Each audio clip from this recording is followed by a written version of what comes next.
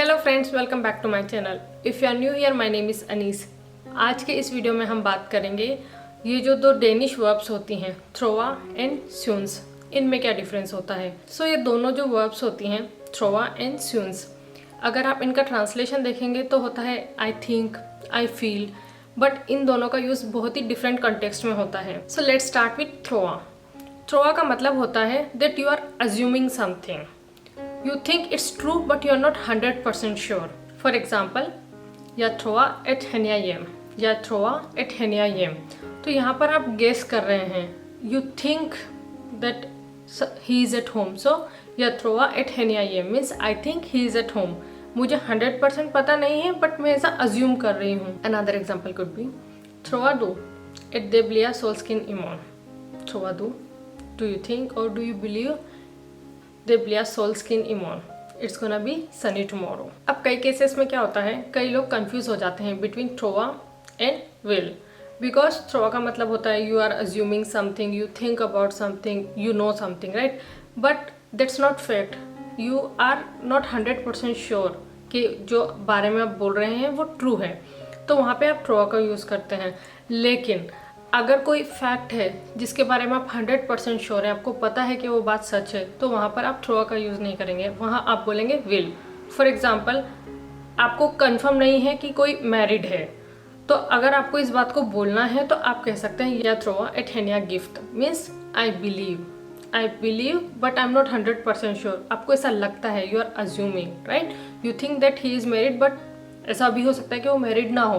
But in case अगर आपके पास information है, आप 100% कन्फर्म हैं कि जिसके बारे में बात की जा रही है वो इंसान मैरिड है, तो इंस्टेड ऑफ थ्रोआ आप उसकी जगह विल का यूज़ करेंगे। जैसे कि या विल एट हेनिया गिफ्ट means I am 100% sure, I am confirmed, आपको पता है, so I know that he is married.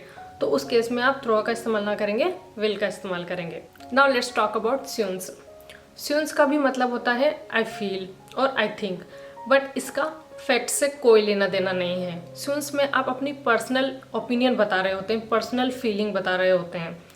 हो सकता है मेरा जो फीलिंग है, मेरा जो ओपिनियन है, वो आप उसके साथ एग्री नहीं करते हो, आपका कुछ और हो। यहाँ पे पर्सनल फीलिंग्स के बारे में ज़्यादा फोकस किया जा रहा है, तो स्यून्स का यूज़ करते हैं। फॉर एग्जाम्पल, अगर हम किसी कैफ़े में गए और हमने कॉफ़ी ऑर्डर की, अब मुझे लगता है कॉफ़ी टेस्टी है, तो अब मुझे यहाँ पे अपना ओपिनियन देना है, तो आई कैन से या सुन्स काफन स्मेयर गॉट means I think coffee taste good. But हो सकता है कि आपका टेस्ट डिफरेंट हो और आपको कॉफ़ी अच्छी ना लग रही हो, तो यहाँ पर फैक्ट के बारे में बात नहीं की जा रही है, पर्सनल ओपिनियन और पर्सनल फीलिंग के बारे में बात की जा रही है जब आप स्यून्स का यूज़ करते हैं। Let's take one more example.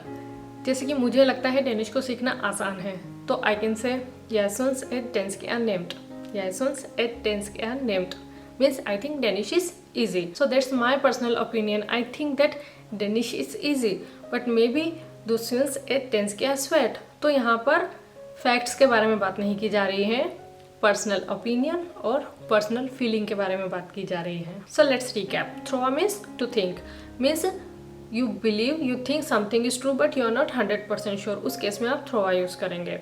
And स्यून्स मीन्स टू थिंक और टू गिव योर ओपिनियन, जब आप अपनी कोई पर्सनल फीलिंग बता रहे होते हैं, कोई अपना पर्सनल ओपिनियन दे रहे होते हैं, उस केस में आप स्यून्स का यूज़ करेंगे।